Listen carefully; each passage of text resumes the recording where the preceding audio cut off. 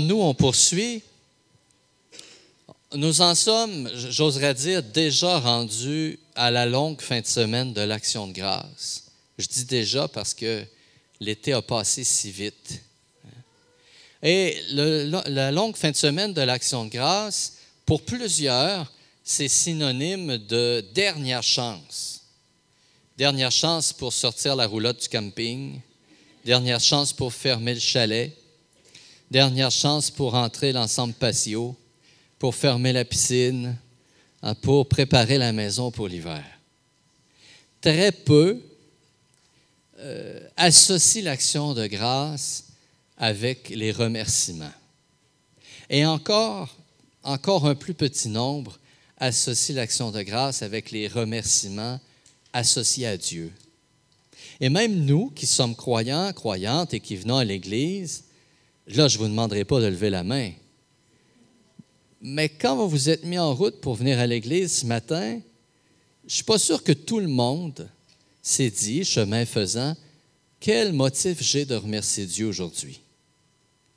Peut-être qu'il y en a un plus grand nombre qui se sont dit, pour qui je vais prier aujourd'hui?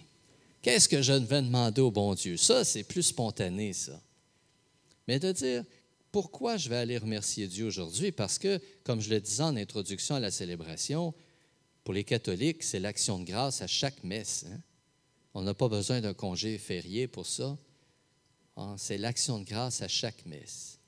Ce n'est pas un mouvement naturel de nos jours de remercier. Nous vivons à une époque de revendication, à une époque de droit. Nous avons le droit à ceci, à cela. Nous revendiquons ceci, cela. Et les médias sociaux, les médias en général, et même notre vie en société, favorisent l'esprit critique, qui n'est pas une mauvaise chose en soi. Si le bon Dieu nous a donné l'intelligence, c'est bien pour nous apercevoir de ce qui ne fonctionne pas bien et de ce qu'on peut améliorer pour participer à son effort de création. Alors, être critique en soi, ce n'est pas une mauvaise chose. Mais si on s'enferme dans la critique, là, ça devient plus difficile. Et dans notre société actuellement, on est beaucoup dans la critique, dans la récrimination, dans la revendication. Et même dans l'Église. Même dans l'Église, parfois on est atteint par ce sentiment, ce climat de morosité qui fait en sorte qu'on critique, que ce n'est pas à notre goût, qu'on n'est pas assez nombreux, qu'il nous faut vivre de nombreux deuils. Et puis, on en arrive à se demander, comme croyant, comme croyante, est-ce que tout ce que j'ai à faire comme renoncement pour être comme Jésus, pardonner, pour partager, pour faire justice, est-ce que tous ces renoncements-là me mènent quelque part? Alors, on est dans cette atmosphère, je dirais, un peu lourde. Et il est bon aujourd'hui de retourner à la parole de Dieu pour voir un peu sous différents angles qu'est-ce que c'est que l'action de grâce. Qu'est-ce que c'est que d'être reconnaissant à Dieu? Dans la première lecture, on a entendu parler du général syrien Naaman. Naaman qui avait un grand problème, la lèpre. La lèpre, ça nous mettait complètement en dehors de la communauté. Et Naaman va aller voir Élisée, et Élisée va avoir une solution assez simple. Il va lui dire, c'est bien simple, va te baigner 7 fois dans le Jourdain, et puis tu seras purifié. Naaman, a priori, il s'est dit, écoute, des fleuves, j'en ai chez nous, des plus gros, avec un débit d'eau beaucoup plus puissant, avec une eau beaucoup plus limpide. Veux-tu bien me dire ce que ton Jourdain va venir faire? Ceux qui sont allés en Terre Sainte et ont vu le Jourdain peuvent comprendre Naaman. C'est petit à côté de la rivière Saint-François, le Jourdain. Et puis, pourtant, il va le faire. Et il va être purifié. Et il va comprendre que le Dieu d'Israël, le Dieu d'Élisée, il est le Dieu unique. Et de lui vient toute grâce. Tout ce qui est beau, ce qui est bon vient de lui. Et Naaman va réagir en disant, je veux tellement remercier Dieu que je ne prendrai pas de chance, je vais emmener un peu de terre avec moi.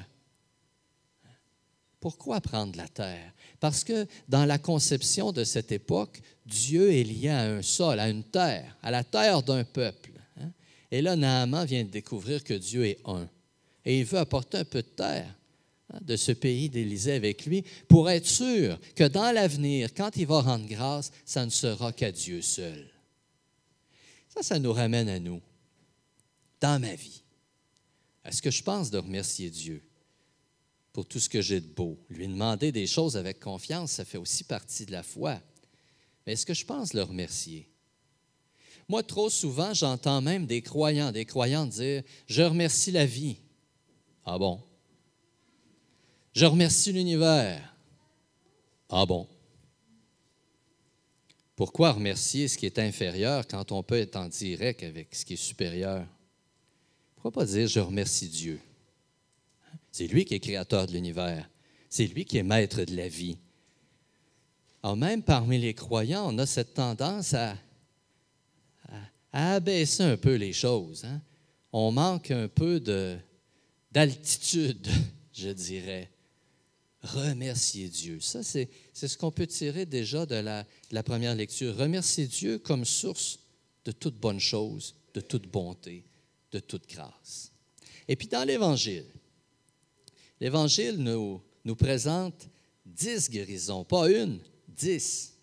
10 lépreux, encore une fois, qui sont mis à part de la communauté. Et la loi disait, quand quelqu'un est mis à part à cause de sa maladie pour protéger le reste de la communauté, lorsqu'il veut réintégrer la communauté, il doit faire la démonstration devant les prêtres qu'il est purifié. C'était la loi. Alors Jésus va simplement dire à ces personnes, allez vous présenter aux prêtres. Et j'attire votre attention sur le fait que quand ils partent, ils ne sont pas encore guéris. Allez vous montrer aux prêtres. Normalement, on allait se montrer aux prêtres quand on était guéri. Et Jésus leur dit, partez tout de suite, puis allez vous montrer aux prêtres. Et ils font confiance en la parole de Jésus. Avant même de s'apercevoir qu'ils sont guéris, ils se mettent en route. Et c'est en chemin qu'ils vont découvrir qu'ils sont guéris.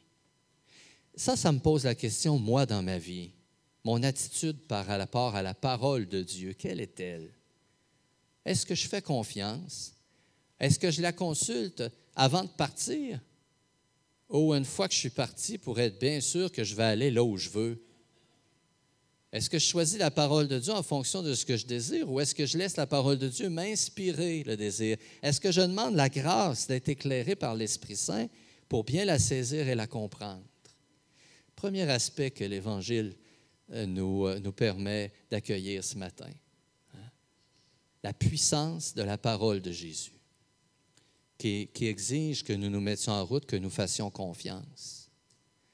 Mais le deuxième aspect, et là, c'est là que ça nous rejoint tous. On pourrait se désoler que seulement un ait pensé de venir remercier Jésus.